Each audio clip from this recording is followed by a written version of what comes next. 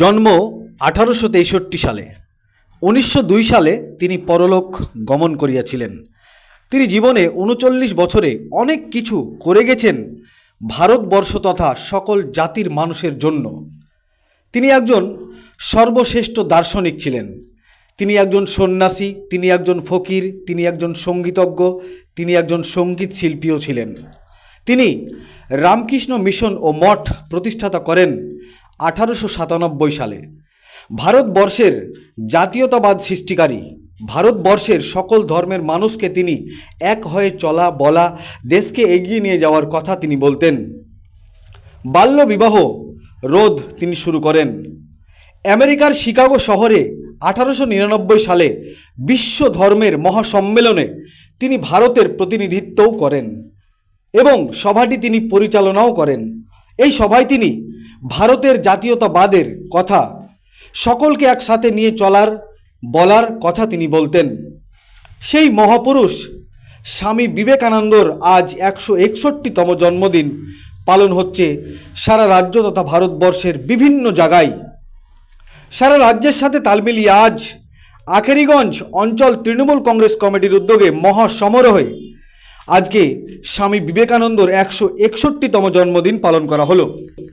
আজকের এই কর্মসূচিতে উপস্থিত ছিলেন আখেরিগঞ্জ গ্রাম পঞ্চায়েতের অঞ্চল সভাপতি তথা জেলা পরিষদের মেম্বার কামরুল হাসান মিল্টন, আখেরিগঞ্জ অঞ্চলের সহসভাপতি বাহাদুর ইসলাম, ফাইদুল শেখ, আলিম শেখ, জাব্বার শেখ, মহিরুদ্দিন শেখ, রেজাউল হক, এছাড়া অঞ্চলের অঞ্চল নেতৃত্ব, সকল মেম্বার, পঞ্চায়েত সমিতির মেম্বার, বুথ সভাপতি থেকে শুরু করে অনেকেই উপস্থিত ছিলেন।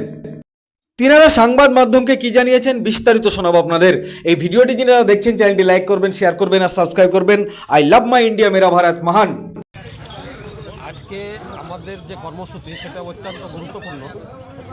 আমাদের দল সবসময় যে রাজনীতি নিয়ে ভাবে সেটা নয়, কারণ মহামানবের যে জীবনী, যেগুলো খুব প্রয়োজন আলোচনা করা। আজ ভারতবর্ষের যে অবস্থা, যুব সমাজ যেভাবে হয়ে যাচ্ছে, নষ্ট হয়ে যাচ্ছে, সেই যুব সমাজকে সজাগ করার জন্য বিবেকানন্দের যে আদর্শ, সেই আদর্শকে তুলে ধরা একান্ত কিন্তু সময় এখন। যার ফলে আমাদের নেত্রী মমতা বন্দ্যোপাধ্যায় এবং অভিষেক ব্যানার্জির যে মস্তিষ্ক প্রসূত যে সিদ্ধান্ত, যে 12ই জানুয়ারি স্বামী বিবেকানন্দের যে জন্মদিন, সেই জন্মদিনটাকে খুব গুরুত্ব সহকারে পালন করতে হবে। কারণ যুব সমাজকে সতর্ক করতে হবে, সজাগ করতে হবে। কারণ দেশ গড়ার কাজে ছাত্র সমাজ এবং যুব সমাজ একান্ত প্রয়োজন। ছাত্র যুব ছাড়া কোনো সংগঠনকে শক্তিশালী করা সম্ভব নয়।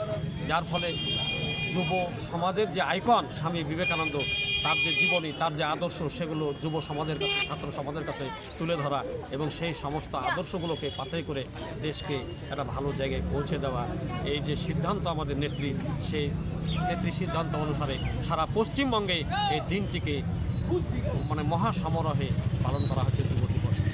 আপনার নাম এবং পরিচয়? মোহাম্মদ আশরাফ জামাল। আমি